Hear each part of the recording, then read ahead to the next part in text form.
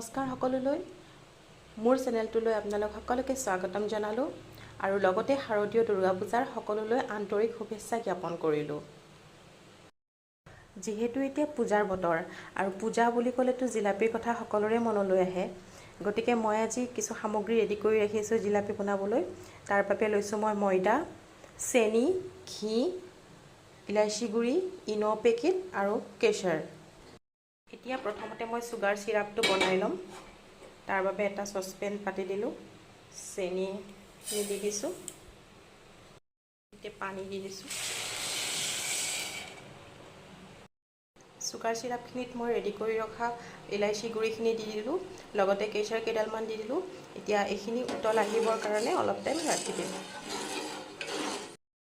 এইখিনিত এতিয়া মই অলপমান ফুড কালাৰ দি দিলোঁ। এইটো অপশ্যনেল হয়, আপোনালোকে ইচ্ছা কৰিলে দিব পাৰে, নহ'লে স্কিপ কৰিবও পাৰে। যিহেতু দোকানৰ নিচিনা জিলাপিকেইখন হ'বলৈ হ'লে ফুড কালাৰটো দিলে জিলাপিকেইখনৰ কালাৰটো খুব ধুনীয়া হয়, সেইটো কাৰণে মই কালাৰটো দিছোঁ অলপমান। এতিয়া মই এই চুগাৰ চিৰাপখিনিত 1 চামুচ ঘি দি দিম। চুগাৰ চিৰাপখিনি হয় মানে এতিয়া জিলাপি বনাবৰ কাৰণে বাকীখিনি আমি ৰেডি কৰি লওঁ আহক। এটা বাউল ল'লোঁ, ইয়াতে মই ময়দাখিনি দি দিলোঁ। এতিয়া ঘি 1 চামুচ দিলোঁ,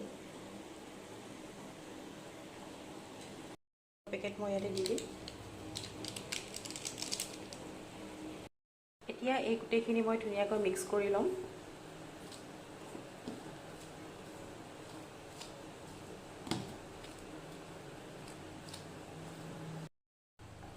এইখিনি ধুনীয়াকৈ মিক্স কৰি ল'লোঁ। এতিয়া ইয়াতে অকণমান অকণমানকৈ পানী দিম।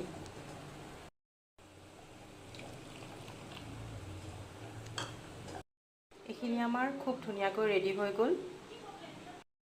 এতিয়া জিলাপিখিনি ফ্ৰাই কৰিবৰ বাবে কেৰাহী এখন গেছত মই উঠাই দিলোঁ। ফ্ৰাই কৰিবৰ বাবে ইয়াতে মই ৰিফাইন তেল দি দিছোঁ,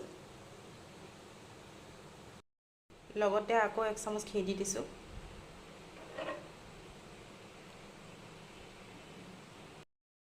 তেলখিনি সম্পূৰ্ণৰূপে গৰম হৈ গৈছে। এতিয়া ইয়াতে জিলাপিখিনি ফ্ৰাই কৰিম।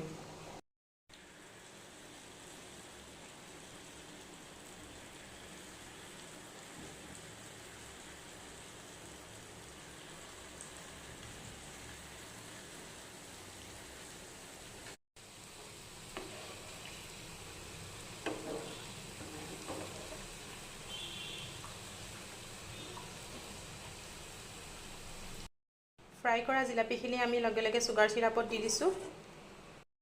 এয়া আমাৰ জিলাপি ৰেডি হৈ গ'ল। মোৰ চাইজবোৰ অকণমান ইফাল সিফাল হৈছে, তথাপিও খুব ধুনীয়া ক্ৰাঞ্চি হৈছে। মই আপোনালোকক দেখুৱাই আছোঁ বাৰু। এয়া চাওক, খুব ধুনীয়া হৈছে, ক্ৰাঞ্চি হৈছে আৰু লগতে খুব জুচিও হৈছে, চাব পাৰে আপোনালোকে। জিলাপিৰ লগত খাবলৈ মই আগতীয়াকৈ ৰাবৰি বনাই ৰাখিছিলোঁ, যিহেতু জিলাপি আৰু ৰাবৰিৰ কম্বাইনেশ্যনটো বহুত বেছি ধুনীয়া হয়। যদি আপোনালোকে মোৰ চেনেলটো চাই ভাল পালে তেতিয়াহ'লে লাইক, কমেণ্ট এণ্ড ছাবস্ক্ৰাইব কৰি দিব। আজিলৈ ধন্যবাদ।